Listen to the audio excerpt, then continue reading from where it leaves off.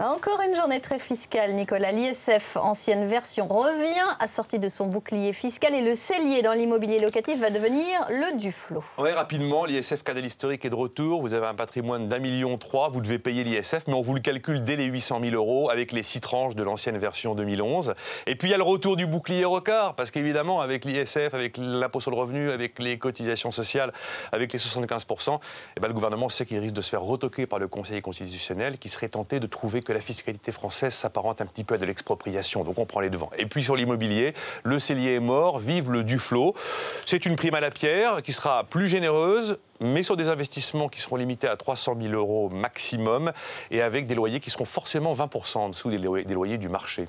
Alors ce qui frappe, c'est qu'il n'y a quasiment pas un jour sans une nouvelle annonce, sans une nouvelle trouvaille fiscale. Oui, c'est la fiscalité spectacle dont on a pris l'habitude. La fiscalité, en théorie, c'est un merveilleux outil de pilotage économique, mais ce n'est pas un spectacle. Et faire et défaire, c'est toujours travailler. Et effectivement, ça me fait penser à la chanson de Philippe Catherine, là. Et je coupe le son, et je remets le son. Alors je défais l'ISF, je remets l'ISF, j'arrête le cellier, et puis je fais le Duflot, et puis j'arrête le PTZ, puis je remets le PTZ, et puis j'arrête le bouclier, et puis je remets le bouclier. Voilà. C'est pareil d'ailleurs sur les primes à la pierre. On sait bien que les primes à la pierre, ça dope les prix. Et finalement, c'est un transfert des jeunes primo-accédants exclus du marché vers les vieux propriétaires. C'est pareil sur la fiscalité qui tape les activités productives. On veut faire de la relance, mais on tape exactement là où il y a des chances de faire de la relance. Et il y a quand même un truc extraordinaire dans l'incohérence générale. Regardez l'histoire du Duflot, là. C'est de la baisse d'impôts.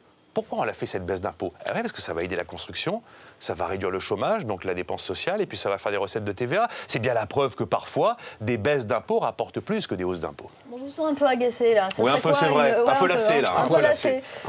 Fiscalité optimale, ça serait quoi? J'ai pas le temps de tout détailler, mais comme on va en parler pendant tout le mois d'octobre, j'aurai largement le temps. Globalement, une fiscalité optimale, c'est une fiscalité de croissance. C'est une fiscalité qui est incitative et pas une fiscalité qui est punitive, comme on le fait constamment. Et puis, il faut revenir à la base. Le bon impôt, c'est quoi? Le bon impôt, c'est l'impôt qui est compréhensible par tous. Le bon impôt, c'est l'impôt qui est facile à appliquer. Le bon impôt, c'est l'impôt qui est stable. C'est pas moi qui le dis, c'est le marquis de Vauban en 1707. Ça fait 300 ans qu'on fait le contraire.